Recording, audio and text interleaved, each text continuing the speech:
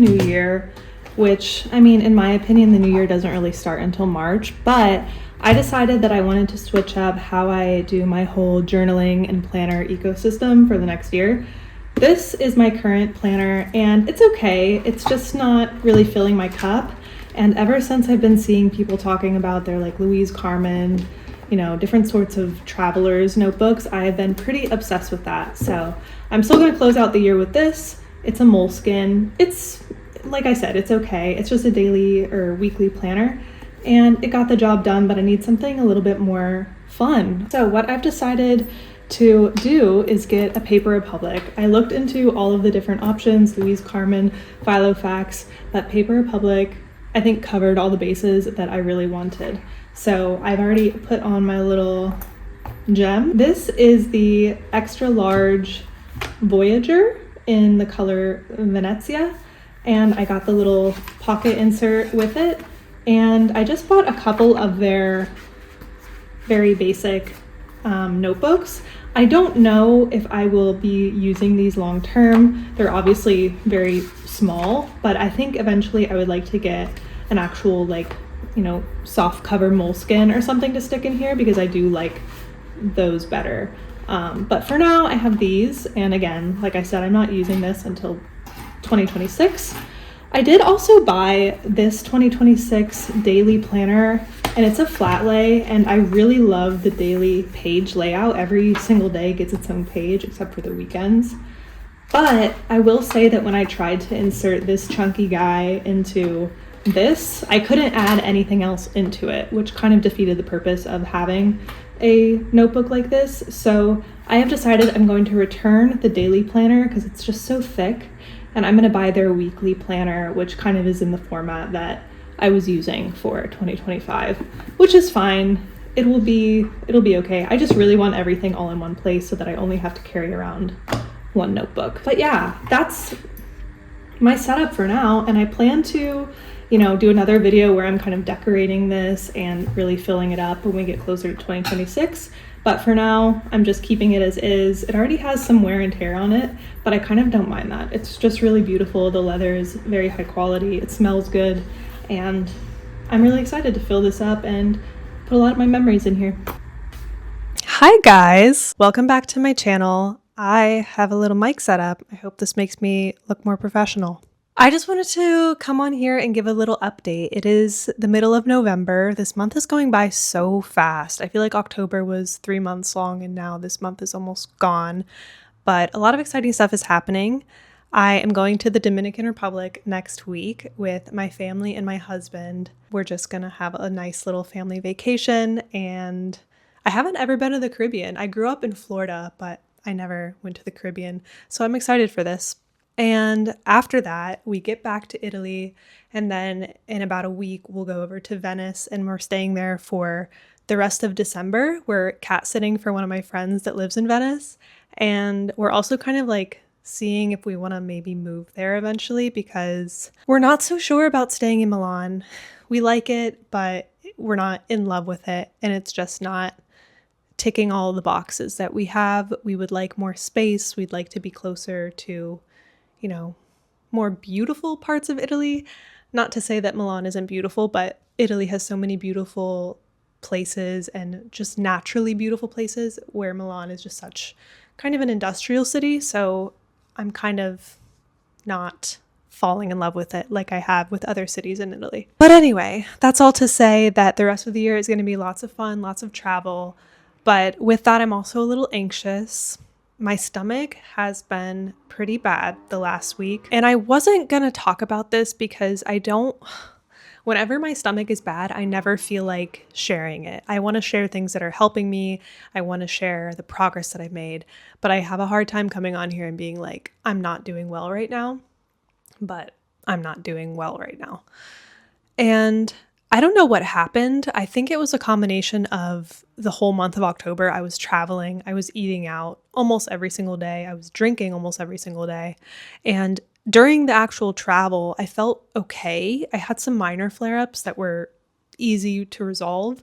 But then once I finally finished my travel and got back to Italy and got back into my normal routine, that's when the symptoms started coming up.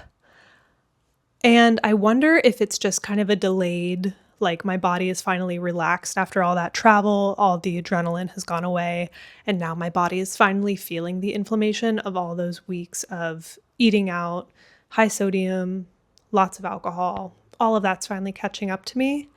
And so this last week, it's probably the worst week I've had since the very beginning. I haven't had nights like this in years now. My symptoms started in 2023, and so it's been about 2 years since this all started for me. And this last week has been pretty horrible. I haven't been able to sleep. Actually, last night was good. I was able to sleep really well last night. But every single day I've had to take medication, and I've gone months without medication. So it was kind of a disheartening thing for me. And it's also kind of a wake-up call, because when I'm helping other people manage their symptoms, I'm saying the same thing to myself that I would say to them. And it's like, progress is not linear. Sometimes you're going to have a moment where you flare up, especially after a month of travel.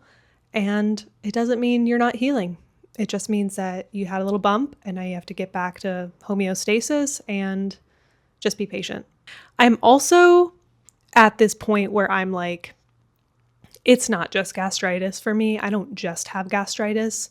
I think that if that's all that I had, I would have been able to resolve it with a 3-month elimination diet, and that would have been enough to calm the inflammation. However, I am noticing symptoms that are similar to bile reflux, and I had bile in my stomach during my endoscopy, which implies that I do have bile reflux, which is when bile that's supposed to go to your small intestine comes up into your stomach. And that causes nausea, especially around nighttime, especially when you have like heavy, more high-fat foods, which I love. So I'm thinking that's what I'm suffering from. I also have a suspicion that I may have SIBO. So I'm finally getting a test for SIBO in a couple weeks when I get back from the DR. So I will have more answers in a couple weeks, and I'm just ready to actually address this. I booked an appointment with a doctor the other week, and I was kind of like determined, hey, I'm going to go into this. I'm going to get a HITA scan, which is a scan that they can do on your gallbladder to see kind of how the bile is moving through, because I thought that would give me some answers. The doctor basically told me that my symptoms are not serious to warrant a HITA scan. And it's not the first time a doctor has said something like that to me. It's not the first time I've heard of doctors saying something like that to anybody dealing with any of this stuff. It's just so frustrating, because I keep wanting to give them a chance, and I keep wanting to say, doctors can be very helpful. Doctors are useful. I never want to come on here and be anti-doctor. But when it's happened so many times like that and over, I'm just told that my issues are not serious enough to warrant any further testing.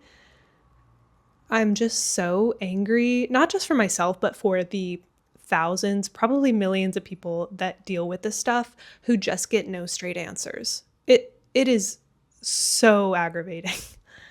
And she also prescribed me this medication. I told her I didn't want to be on medication, so she gave me a natural option that they have in Italy, which I appreciated.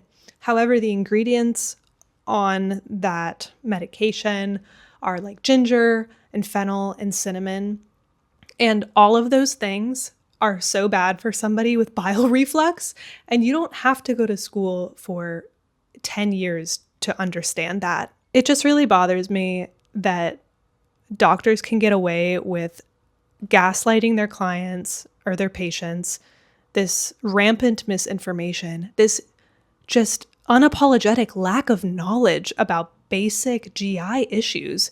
Like, I guess they have some sort of understanding about gastritis, I guess, but bile reflux, forget about it, at least in my experience. Again, I don't like to be generalized with this, but I'm sorry, I am just so angry at the lack of consideration that my symptoms are getting. So anyway, I'm off my soapbox now. I'm trying to be patient, but it's really, really hard when I've made so much progress from around like April of this year to October. I was on zero medication. I felt amazing most days. I was finally like getting back into the gym and really working out for the first time in a long time. And I'm still on that path. I'm not saying that's gone, but it was a little bit of a wake-up call that I'm not fully out of the woods, and I need to address the underlying cause at the end of the day, which could be SIBO, which could just be a gallbladder issue, in which case I have to manage that through other means. I do not want to get my gallbladder removed because there is no guarantee that that will make the issues go away. It can make the issues worse. This is the weather before we go to the Dominican Republic. It's a good time to leave.